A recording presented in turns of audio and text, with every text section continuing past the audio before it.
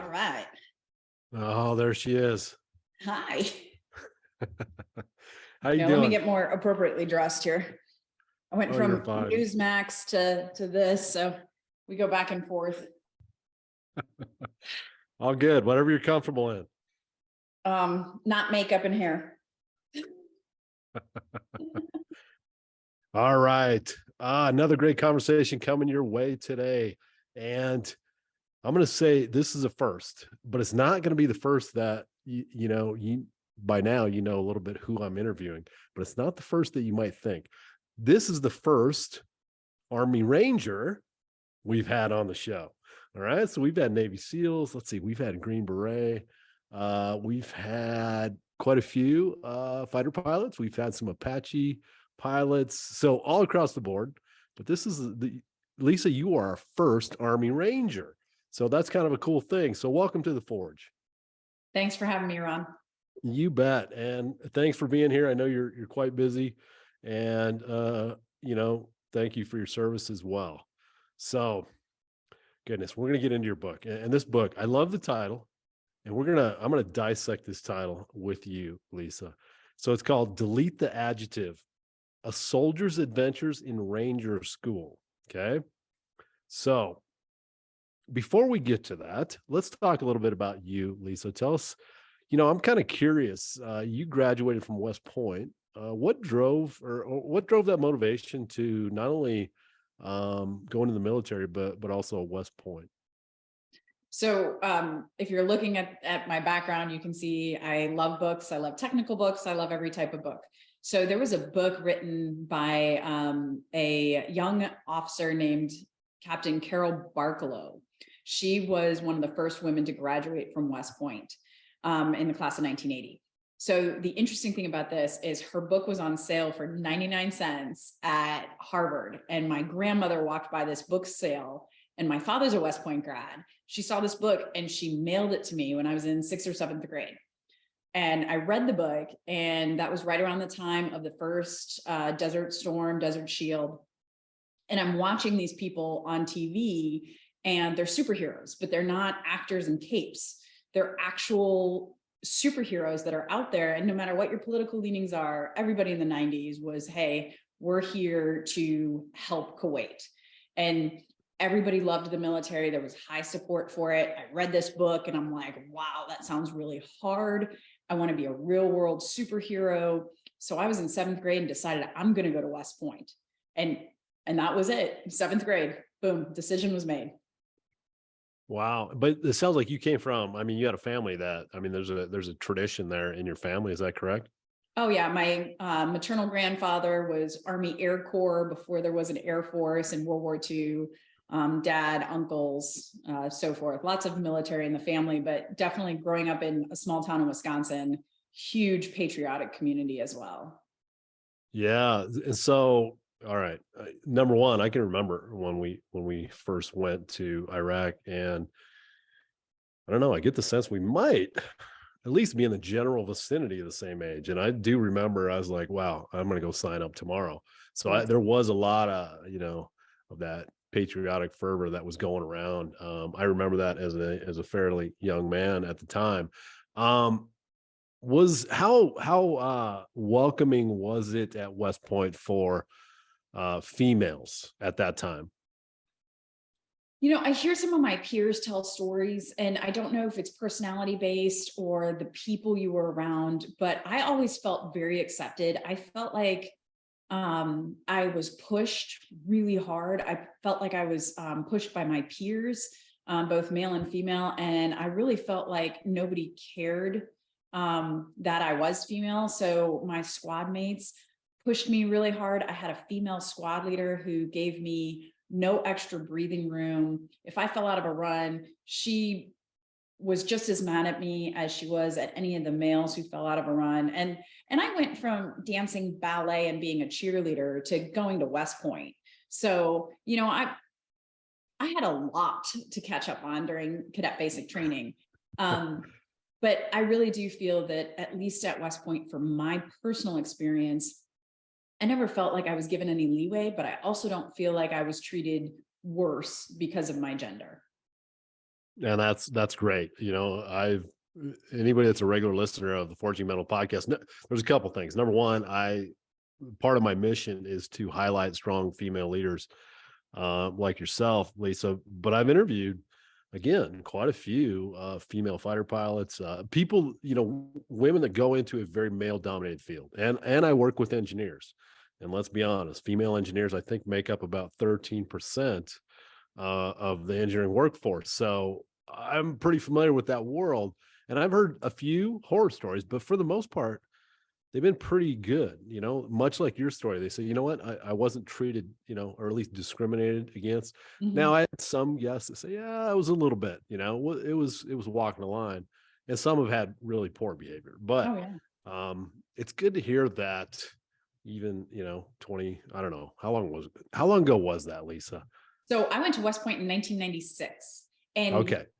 I do want to add like one little thing onto this dialogue, and that's the fact that there were a couple of times where people tried to get away with something because I was female. Either they were Uh, inappropriate or whatever it was. The great part about my experience at West Point was that I had battle buddies to my left and right who were not going to stand for that rubbish, who mm, made sure that they nipped it, and they taught me how to stand up for myself as a young person from a small town. I hadn't dealt with that previously. And I learned very quickly what the battle buddy system truly can be like. And I think that makes a big difference in our environment. And as an engineer, I'm a civil engineer by degree. I know exactly what you're talking about. I've worked in the construction environment, and there were lots of opportunities for bad situations, but it wasn't only being a strong female individual, it's also those guys to my left and my right who weren't going to put up with that bull. Like, and those are the true heroes of the day, right? Because they're setting the standard. Absolutely. I'm so glad you said that because, sometimes I'll give a lecture at the university where I talk to my students about this, and I said, man, don't tune out this lecture. I go, this is our battle too. We need to stand up for our sisters. And I've had other, female fighter pilots say that they go, I can stand up for myself, but they go, it's even better when that person left or right of me stands up for me. Yeah. So that we all know, this isn't cool. This doesn't fly, and we're all in this together. So, men, we are part of the solution, and obviously part of the problem too. But don't let our sisters do all the fighting for themselves. Let's help them out. So I think that's a good message. What do you? I mean, as we're on that topic, what is your? Let's say you're talking. Do you have kids, Lisa? I do. I have a 14-year-old boy who's a freshman in high school, and a about to be 11-year-old girl who's in fifth grade. All right, so let's go to your 11-year-old daughter. Yeah. What kind of advice do you give her? I mean, as she goes out into this big scary world, how does she? I mean, what advice would you have for her if she wanted to follow in your footsteps? Ron, I when I drop my kids off at school, before they're allowed to leave the car, otherwise I embarrass the living daylights out of them. They have to say one thing to me every single morning. And I say, "What are you going to do today?" And they reply with, "Be awesome." So I tell you that story to say, whether we're talking about my daughter or my son, specifically you're asking about my daughter, the underlying message I want her to grow up with is, I don't care what you do. You could be a stay-at-home mom, good for you. You could be a Nobel Prize winner. You could be a Fulbright scholar. I don't care, as long as you're the best damn fill in the blank that you can be. My goal for my kids is that they wake up every morning and decide to be awesome and make themselves into their best version every time they can. We all fail and we all fall when we're trying to reach that goal of being the best version of ourselves, but you have to start the day with that intent. So if she wants to join the military and be combat arms and be the tip of the spear, great. And if she wants to be a homemaker, that's great. And if she wants to drive a bus, that's great. I don't care, as long as she's the best possible version of that. Mm, well, that's a nice segue into your book, but I'm not ready. I'm not ready to go there yet. It sound like a lot of adjectives there, Lisa. Let's before we get to that. I've had a guest on, Julie Lithcott Hames, who wrote a book about raising resilient kids, and we had a discussion about a lot of parents try to remove suffering for their kids, smooth the road, right? There's a lot of sayings and cliches about Yeah. parents that are doing that, and it comes from a good place. I think it comes from love, right? You don't want to see your child. And by the way, I'm not a parent, so it's a little hard for me to get there, but you don't want to see your kids suffer and struggle, so you try to eliminate that. What are your thoughts on that? I mean, of course, you're probably not going to say I want to see them struggle, but maybe you will. How do you balance that between being protective mom and letting them go out there and fall down and skin their knees? Controlled suffering. So I do want to see my kids suffer. My both of my kids, wrestling, I think, is one of the greatest ways to teach resilience. If you or anyone you know has Bravo. ever wrestled or done jujitsu, there is nothing worse than having a full-grown human being try to snuff the life out of you, press reset, and then do it again. Like, and that's what wrestling is. That's what jujitsu is. So both of my kids, my daughter had to, and she complains about it sometimes, but she had to go to her jujitsu training and her wrestling class last night, even though she's had 3 days of volleyball this week. She's had 2 days of basketball. Like, hey, I know that you're in all these other seasons, but if you're not doing anything tonight, you're going to go to the gym and you're going to do jits and wrestling. Same with my son, he wrestles, but not only that, but my husband and I are fairly athletic. And of course, we're raising both of our children very athletic, meaning they both come home and they go to the gym and they lift weights. My 10-year-old, about to be 11-year-old daughter has a 135-pound back squat, which I know adults that can't do that. And so, they're constantly being pushed. So not only do we sign them up for these sports, but we sign them up an age bracket, a weight bracket, so that yes, we have them really well trained, but I don't want my 5'7", 10-year-old daughter who's very athletic playing with other 10-year-olds who are 5'1", 4'9" in basketball. I want her playing with the 12-year-olds because that's competition for her. And so I say controlled suffering, and I don't want her crying herself to sleep at night. I don't want my son trying to quit sports because he's just never going to achieve. But I want to push them that so hard that they're at their limits as much as possible, both physically and mentally, as well as academically. Like in the summer, we make them take summer school classes online, not because we're hateful parents, but hey, listen, you got to continue through this, because in 10 years, you'll realize the suffering you did now is what makes your life a little bit easier. When mom can reach back to something she shouldn't know anything about. I was talking about the Pythagorean theorem with my son, and he's like, well, wait, when do you remember that from? I'm like, I studied the hell out of that freshman year of high school. And he's like, yeah, but you're 45, mom. I'm like, that's right. And someday you're going to help your son with his homework. And so controlled suffering is the short answer to that question. I did a TED talk, and it had this word that you and I both like. I know this because I've been reading your book. This word adversity. It sounds Yes. like a lot of adversity in there. So, what does adversity teach us in your mind, Lisa? So referencing the book, I actually have a phrase in there that's been quoted back to me. I had my first book signing last night, and I had 5 or 6 people actually quote it to me, which is, adversity doesn't build character, it reveals it. And so when you test yourself, when you put yourself in a really hard situation and you see how you react, that's what you need to train. How do you stay calm in stressful situations? How do you maintain the mental peace when everyone else is losing their head? And I just watched, there was a gentleman on vacation in Vegas, and he and his family were walking by a car accident, and the car started on fire. The guy owns a barber shop. He pulled a dude out of this burning vehicle and didn't think anything of it. Like, his comments were, I'm not a hero, it's not that big of a deal. And how do you get to that point where, when you're in a really stressful situation and everyone else is, taking out their cell phones or screaming or whatever they're doing, your first thought is, hey, I didn't see the driver of that vehicle get out of that vehicle. I'm going to run towards the burning car. So building adversity, testing adversity, creating a stressful environment is how you train yourself to be at peace when everyone else is entering chaos. And I think you just took my next question, but let's see if we can expand on it. I mean, we don't, I think you would agree, you don't have to be an Army Ranger to benefit from being the calm in the storm, as I like to say. I mean, there's a lot of situations in our life. I think you would agree with this, that where that's a valuable thing or a valuable skill to have.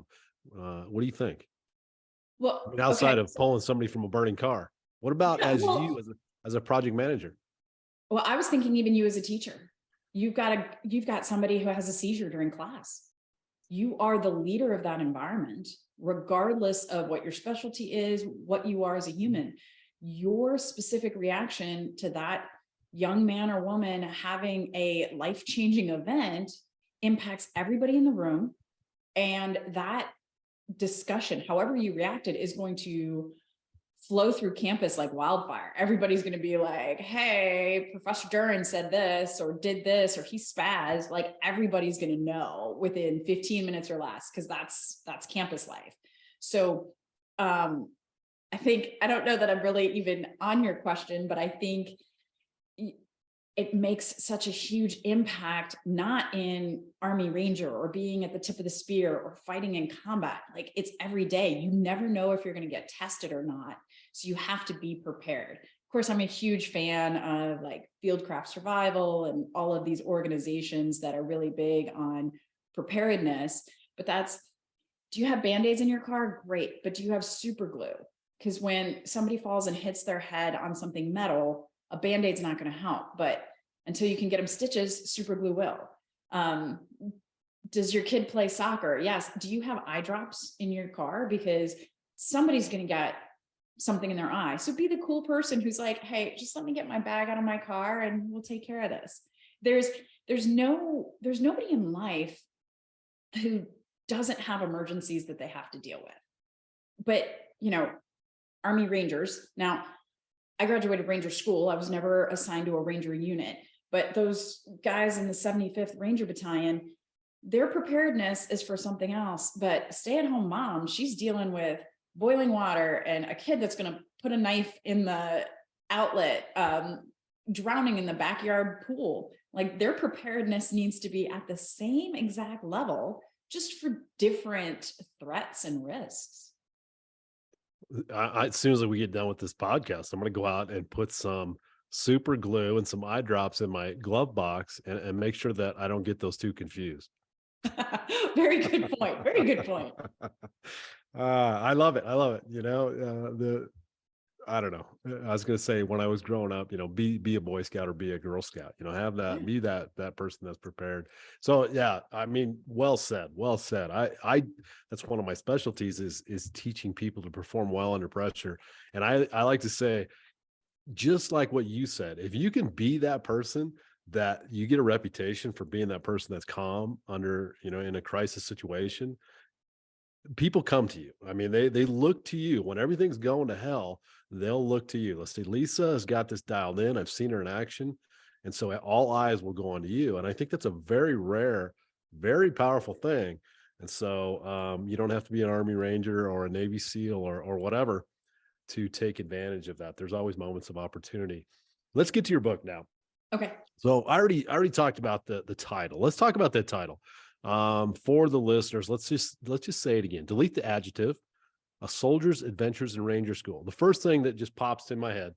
What does that mean? Delete the adjective. Let's start with the actual title, Lisa. Yeah. What's the message you're trying to get across there?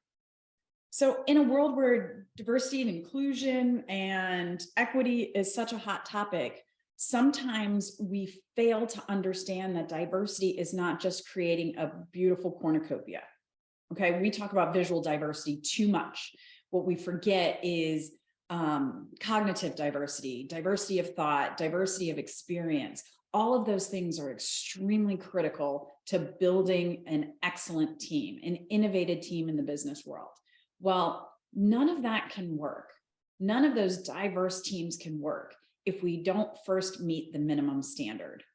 So recruit, hire, make diverse teams, that's great.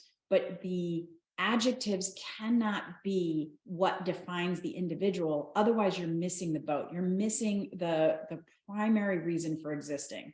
So when you talk about, in this example, Army Ranger School, there was an existing minimum standard, and that standard was based on job requirements. And there was a lot of discussions, and let's talk about the movie G.I. Jane. You know, for those who can't go see what Ranger School is like in a minute or aren't in the military, G.I. Jane is a great example. They started the movie giving her female standards. Well, was she ever going to get the respect of her peers or be effective in a combat zone if she used a step to climb the wall when everyone else had to scale it themselves? Was she ever going to become a true member of the team if she had a crush that they didn't have? And in the movie, actually, Hollywood does a great job of explaining that dynamic. The standards had to be the same. So the book exists to outline that I cannot be a female Ranger School graduate. I cannot be middle-aged. I can't be a mom. Like, that's why people know my name, because I stick out, and diversity should be celebrated, but it shouldn't define me. I shouldn't be a female Ranger School graduate. I should be a Ranger School graduate. Oh yeah, she's a female. It needs to be the afterthought and not the definition, because then you're putting an asterisk next to my name and you're really saying, well, I'm a lesser version of the guys who went through. So it's an interesting discussion, and it's always hard to explain, because I do believe that diversity inclusion is important, but that's step 2, or it's step 0. You know, recruit the diverse communities, look for building diverse teams, because you want to be innovative, you want to be forward thinking, you want to have diversity of thought and cognitive diversity, but the minimum standards have to be met. Hopefully that makes some sort of sense. Total sense. And, you know, I once did a leadership, it was called Leadership, Women in Leadership. And it was a panel. I think I had 4 former guests from the podcast. And they were all female military aviators, and almost all the audience was women. And I remember my co-moderator and myself, my co-moderator was female. And I said, gosh, I was hoping we were going to get more men in the audience. And I was kind of bummed. And at the end of the panel, I asked the women in the panel, I go, how do we get men to talk about this? And they said, take women out of the title. Yep. And so when I look at your book title, it says delete the adjective. And then it says A Soldier's Adventures in Ranger School. Pay attention, listeners. Notice it doesn't say a female soldier's adventures in Ranger School. I think we need to get to that point. And I'll bet you agree, Lisa, we need to get to that point where we remove that and say, Yes. you know what? We don't have to say female or male. It's just a soldier. And I don't know if we're there yet, because here's the thing. The media likes to, I don't know, make this a big story, right? First female that went through Ranger School, first female fighter pilot, whatever it is. And that's great. But most of the women I've talked to say, you know what, I just rather be known as a pilot or a ranger or whatever it is. And so what are your thoughts on that? So my book, interestingly enough, so my dad was a West Point class of 1968, and he passed away. And this year at his birthday, his class was getting together in Washington, D.C. and visiting the Vietnam Memorial Wall. And I got an invite to go in his place. And I thought, oh God, this is going to be interesting, because these old fuddy-duddies who have seen real combat, I mean, Vietnam veterans, like nobody doubts that those guys saw it all. And they're going to hate me. And I said, okay, I'm going to do this. I was invited. They didn't invite me to yell at me, right? So I went and I showed up, and the book came out, and I sent a copy to the gentleman who invited me. Well, he went to Ranger School in 1968. He served with my father. He reads the book and goes, I remember this, I remember this, I remember this. And he, other than a handful of stories, one of the comments he made was, I could have written this book. Like, these are my experiences too. And I think that's the start of the discussion of, wait a second here, her Ranger School experience is exactly like or similar to his Ranger School experience. And that starts the conversation. And of course, as I mentioned earlier, getting more men into the room was Fred read the book and he was like, hey, my son, you need to read this. You're in the military. Good. Your experience was your experience. And it's really, really interesting because I talked about diversity of thought. Well, my thought process is impacted by the fact that I'm a female, but my leadership is not a female leadership style. It's impacted by being female. And what happens when you have a female like me that likes to hunt, that likes to go to the field? I love going to the field. Who likes to shoot guns, who likes to compete in the tactical games and do Brazilian Jiu-Jitsu.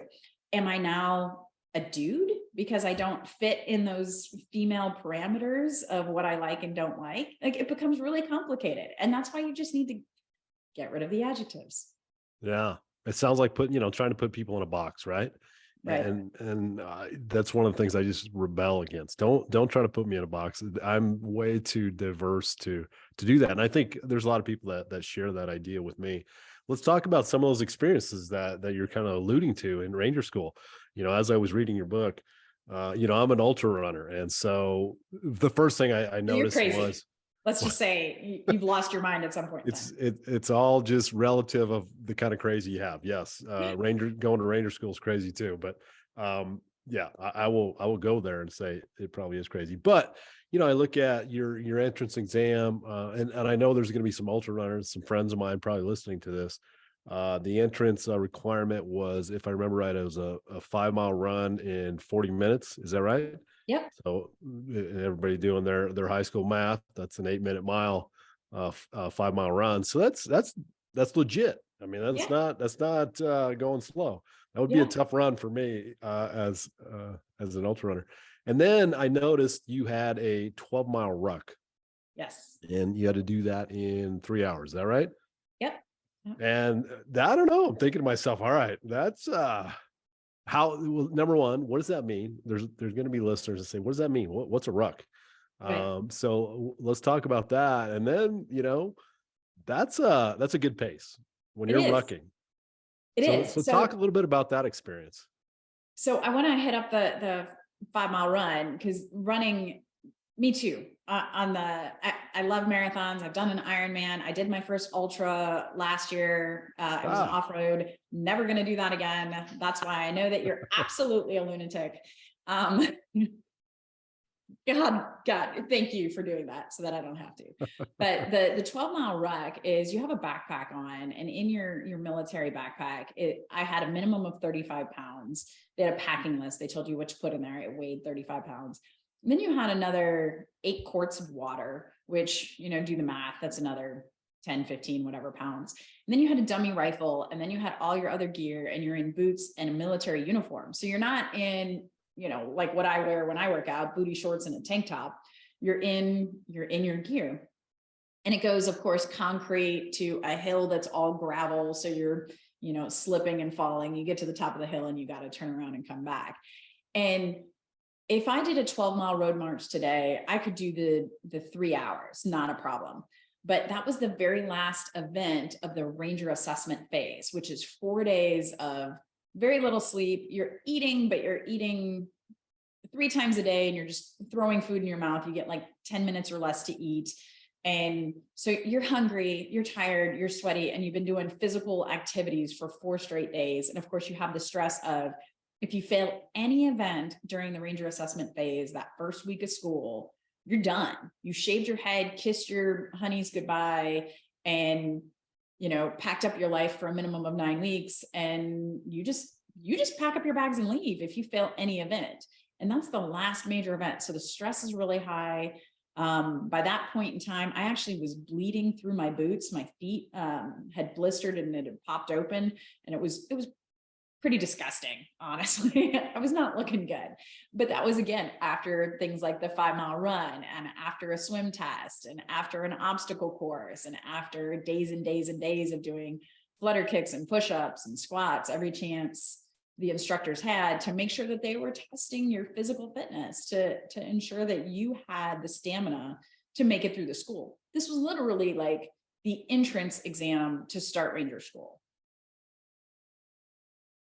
And I'm thinking to myself, okay, so that's 15-minute miles for those people out there that are running.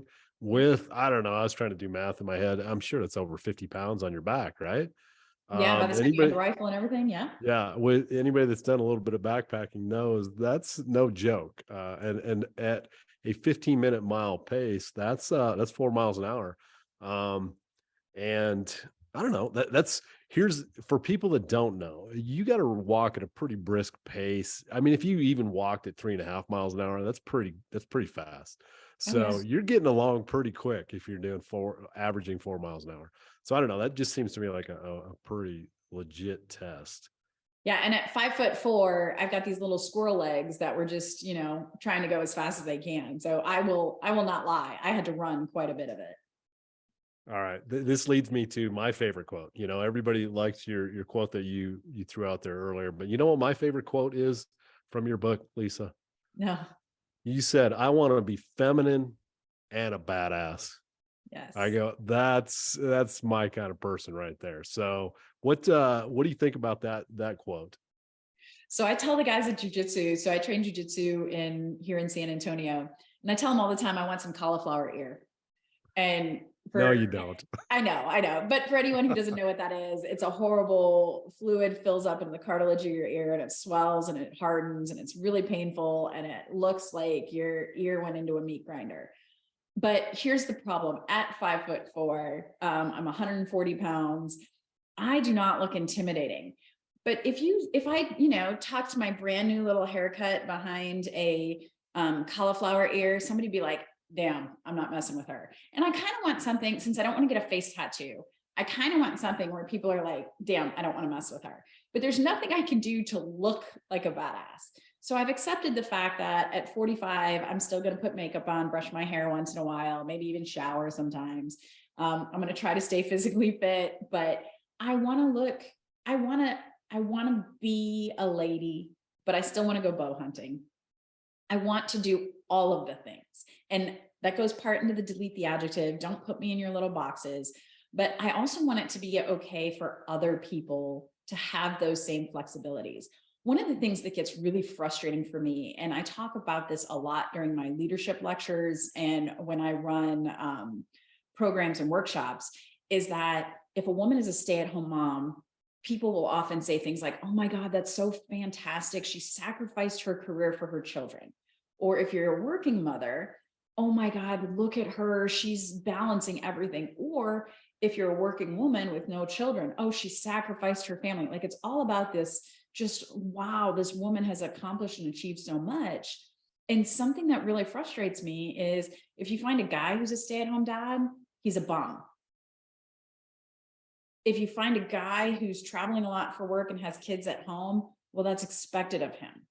And the standards aren't the same. And part of talking about living in the and, which is being beautiful and a badass, is I want everybody to have that same opportunity. I want guys to be able to have to ask for the flexible work schedule. To be able to say, hey, you know what? I don't want to travel because it is my daughter's confirmation, or, I'm using parental examples because they're easy, but hey, my mom has an event and I want to stay home and be around for my mom's 50th birthday party or 70th birthday party. And so a lot of that, the and for me is not only I want to be both, but I want everybody else to be able to be both.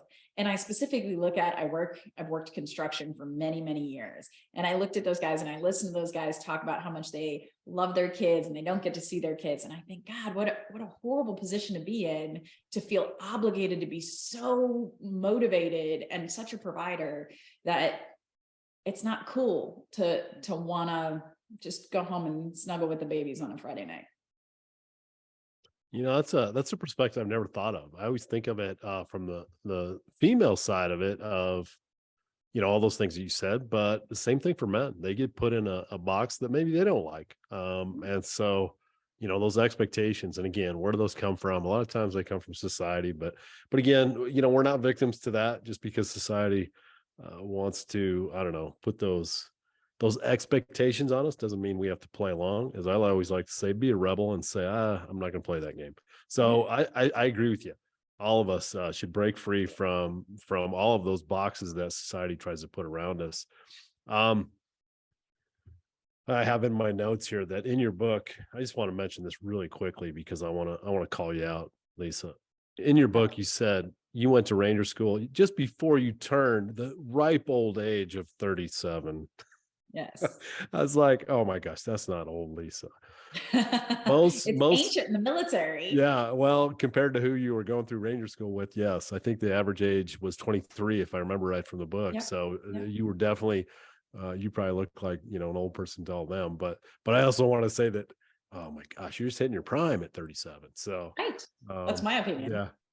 yeah, What's really funny is I had somebody who was just talking trash, which is in the military behind closed doors. That's the only type of conversation you have is trash talking. And he was talking trash to me, and I literally pointed to my feet and I was like, this duffel bag has been in the Army longer than you've been alive. So you can just go do something inappropriate. We'll just yeah. There's some power in that age and that wisdom. I want to focus on something else that really stood out in your book. And I've seen it with other guests that I've had, especially women that were going into kind of an environment like you were. And I'm going to quote from your book. This came from your husband when you were offered a spot in at the Ranger School, and you weren't sure how he was going to respond, right? So you go to your husband and say, "Okay, I've got this opportunity. What do you think?" And he said, "You were made for this. You should do it." What does, and we'll talk about another person in a minute here, but what does that kind of support and self-belief do for you? I mean, what did you feel in that moment? Is that what number, let's ask this, was that what you expected? And then what did it mean to you? Excellent question. So here's an interesting thing about my husband that not everybody knows is at the time he was in battalion command of a reconnaissance battalion. So with the Marine Corps, recon is, you've got your infantrymen, which they're pretty hardcore, but then you got your recon Marines, and they pride themselves on how hardcore they are. And so he's not only in a recon unit, but he's in charge of a fairly large recon unit in the US Marine Reserve.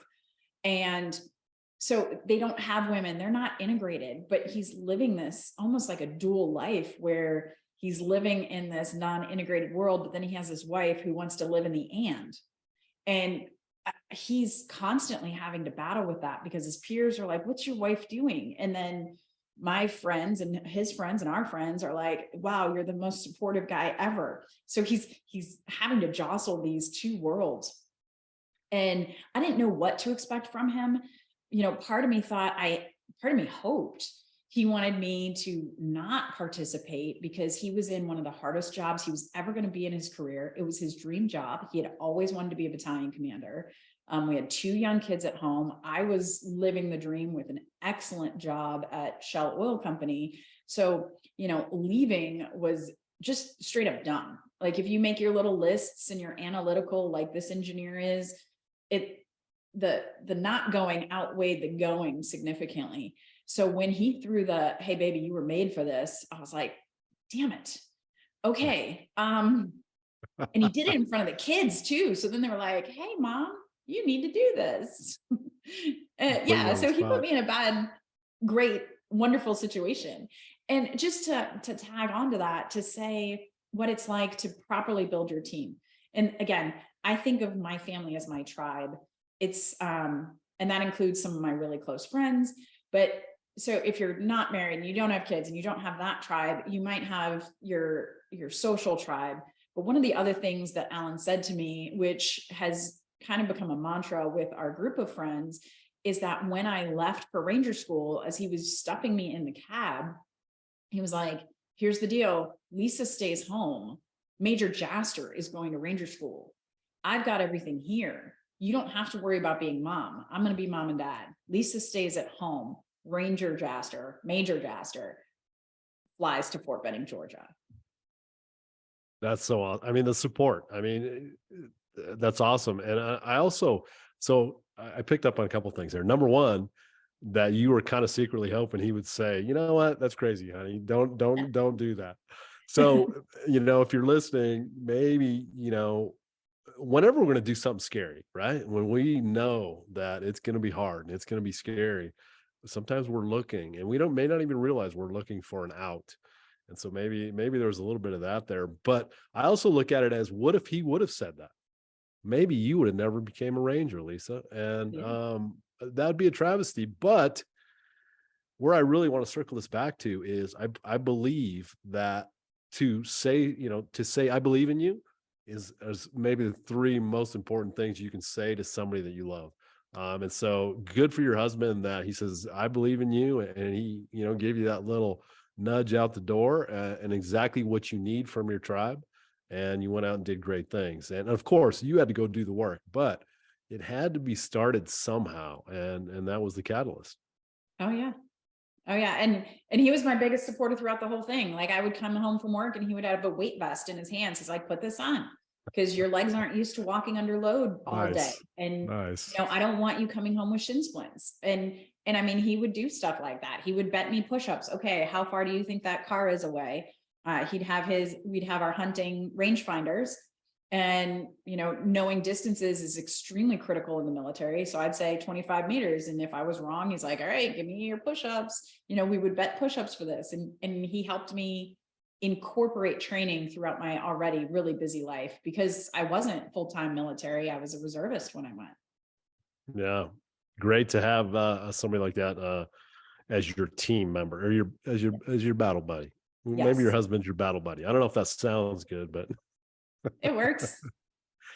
you had another great story about your friend from a former classmate, I believe it was Yeah, Jason Jason. from West Point, that sent you just a well-written, very inspirational letter, and you hadn't seen him in like 15 years. So Yeah. what did that mean to you?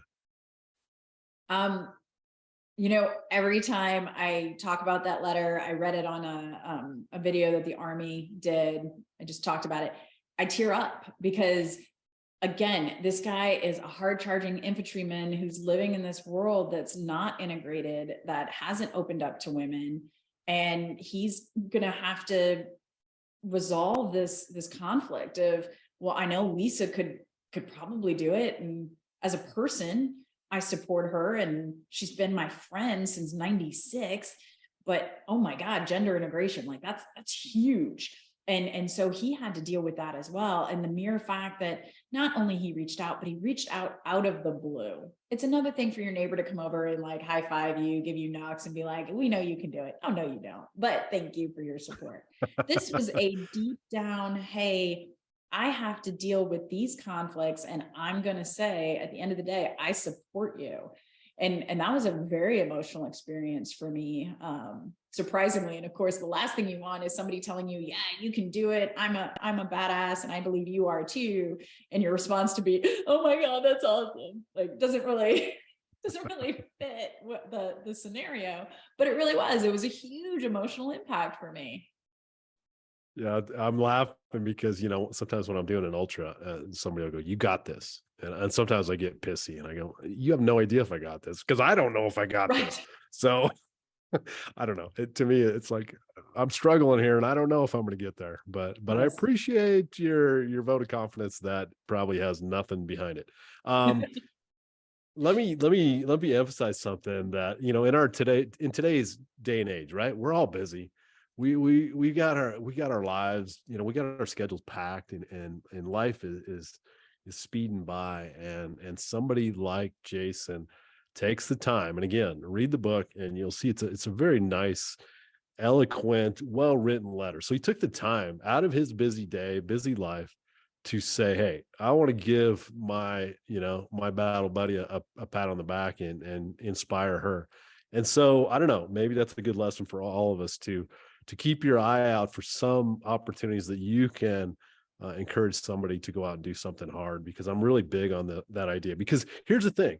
I know, Lisa, you had doubts, right? Anytime we do something hard, we have Yeah. doubts, and it's so nice to have somebody that will just go, you know what, you can do this. It's going to be hard, but you can do this. So I like that. I like that message. And I think the other thing is, just to tag on what you're talking about, Ron, is that It's not just a text message or an email.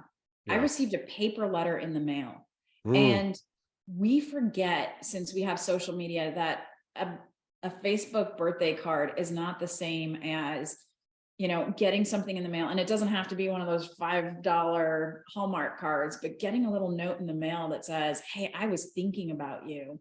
Especially now, we talk a lot about depression. Military, we talk about PTSD. PTSD is not a military only topic. A lot of people are struggling with whatever's going on in their life, especially after COVID.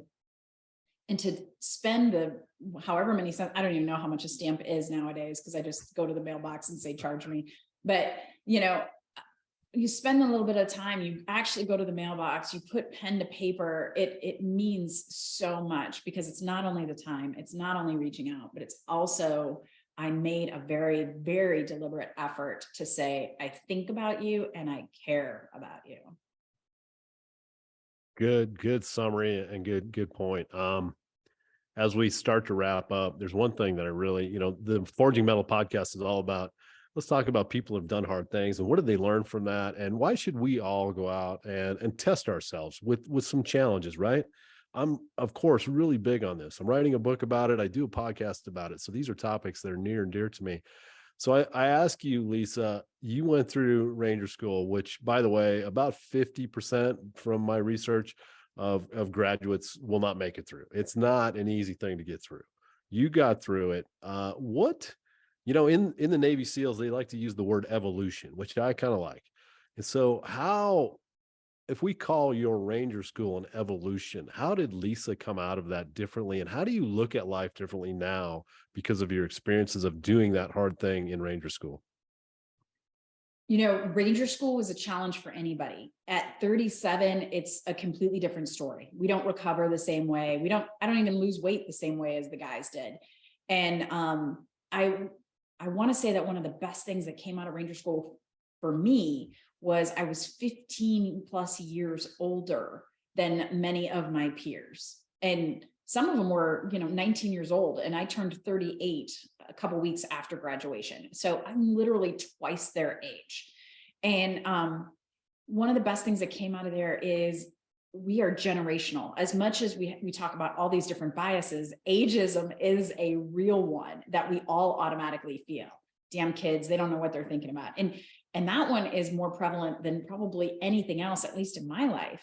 So to have to live and sleep in bunk beds and share facilities with guys that are half my age and have never deployed, have never even held a corporate job, have lived in the barracks and were walked to every meal of the day. And, I came in kind of with these preconceived notions about this younger generation, the millennials, the Tide Pod eating generation.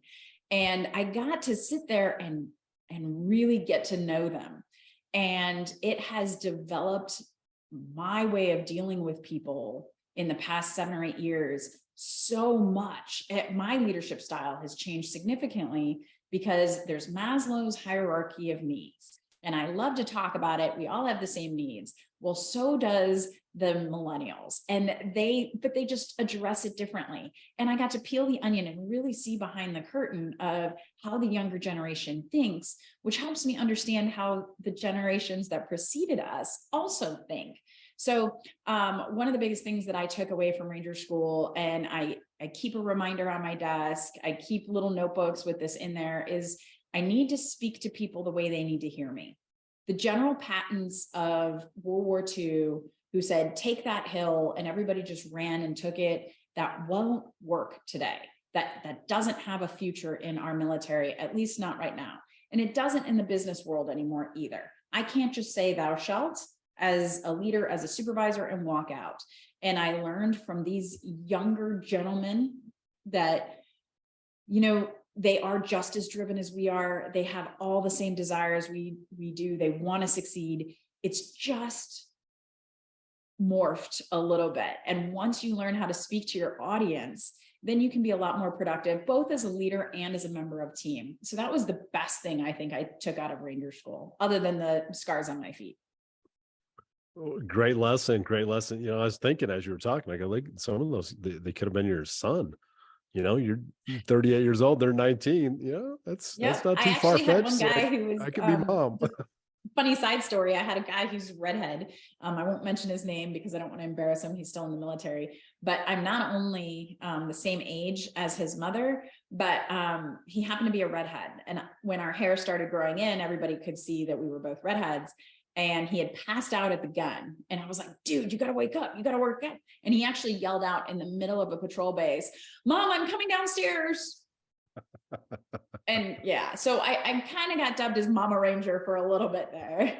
Mama Ranger. I kind of like that. I'm sure there's a lot of moms out there say, I'm already a Mama Ranger, Lisa.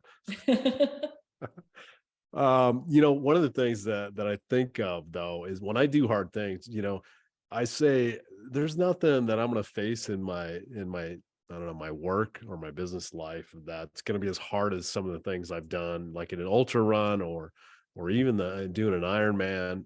So I like to test myself like that, so that other things in life that I used to think were a big deal, I just go, you know what, that's no big deal. Do you have that same sense from going through something hard like that? I'll say it. I don't know that I always believe it. When I entered corporate world from the military, I went to Afghanistan very soon after September 11th, came back and went almost immediately to Iraq.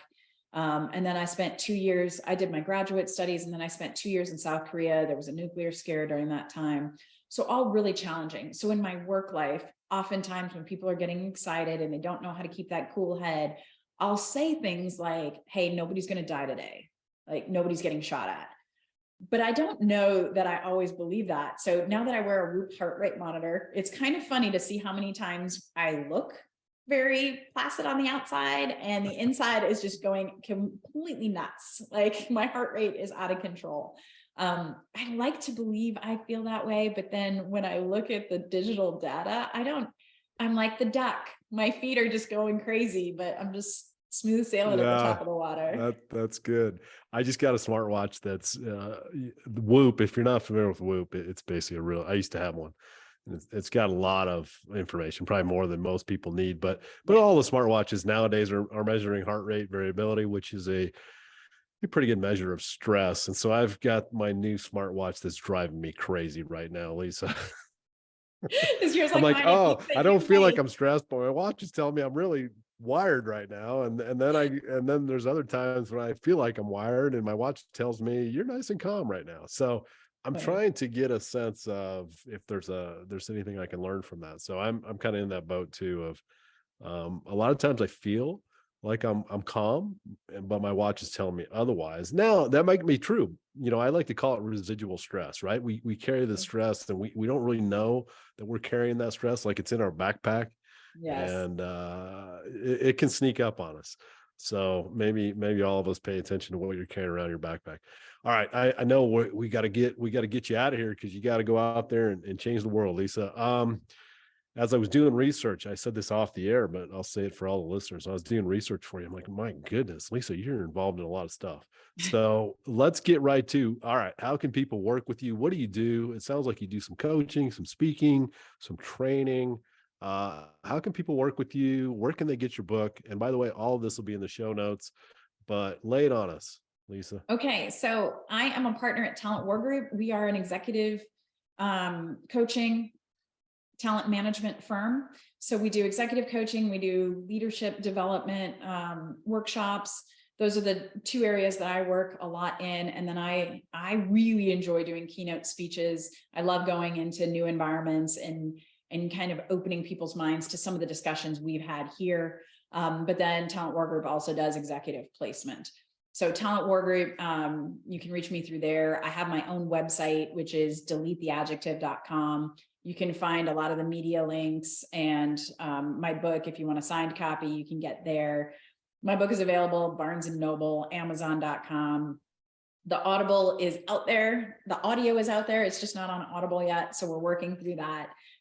But also, and I know a lot of people are anti-social media. I love social media. If you reach out to me with an honest question, or you want to follow one of my public sites, Lisa Jaster, Delete the Adjective, or Twitter or Instagram, please do. I've made a lot of really interesting relationships that way. And one of the fundamental parts of the Army that I adore is the fact that the military believes in teaching, coaching, and mentoring. So if you're out there and you're struggling, I might not be the right person for you, but I might be able to help point you in the right direction so you can find somebody to help you through whatever challenges you're going through, because you're not alone. We all go through challenges. They're just not the same. Love it. Did you narrate your own book? I did. My mom was Nice. like, "Ooh, that was an offensive part." And I didn't want to listen to my daughter say that. That's funny. Was it hard doing your narration?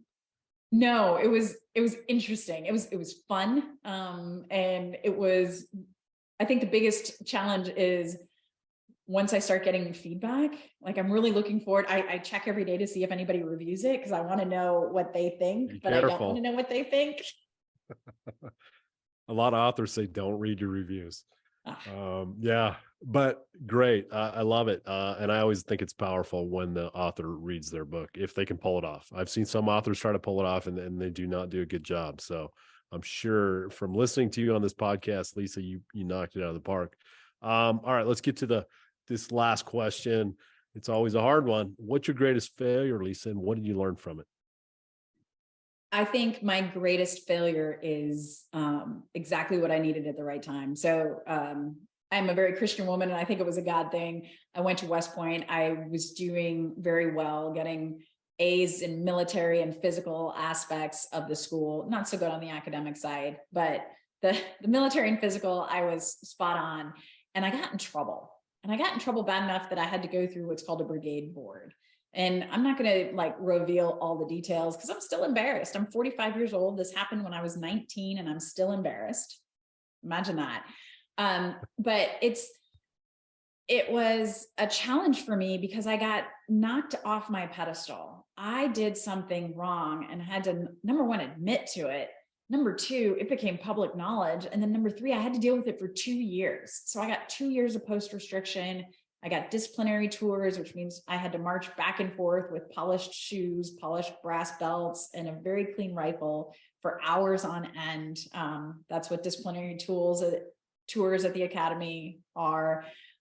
So I got knocked off my pedestal. And leading up to going to West Point, even the first semester that I was there, I thought I was the bomb.com. And getting in trouble and being so embarrassed that literally a 45-year-old mother of two still can't admit to what an 18 and 19-year-old was doing behaviorally wrong, resulted in me becoming an empathetic person for the first time in my life. Until then, why is this so hard for you? I don't understand why you just can't do the right thing. I don't understand. Like, I didn't understand. And having that event so early in my life, getting in trouble, I'll say it's an inappropriate senior subordinate relationship. I was dating an upperclassman. You're not supposed to do that, which is something that every college student does, right? Freshmen can't date upperclassmen. That sounds ridiculous. Well, at West Point, that's a rule, and I broke it, and I got in big trouble for it.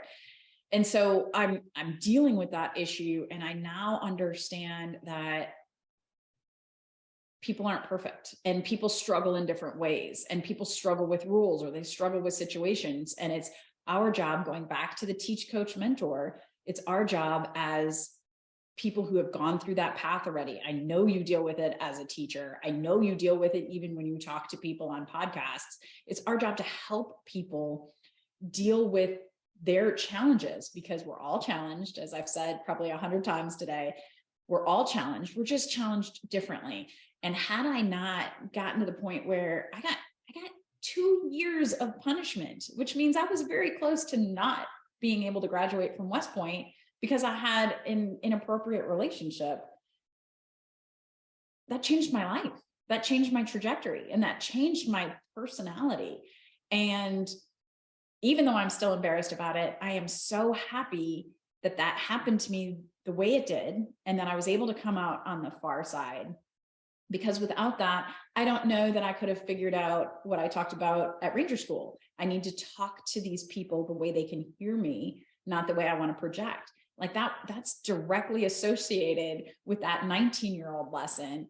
I learned it a little bit better at 37. So I don't know if that's where that ranges in your other examples, but that definitely forged me as a leader and as a person.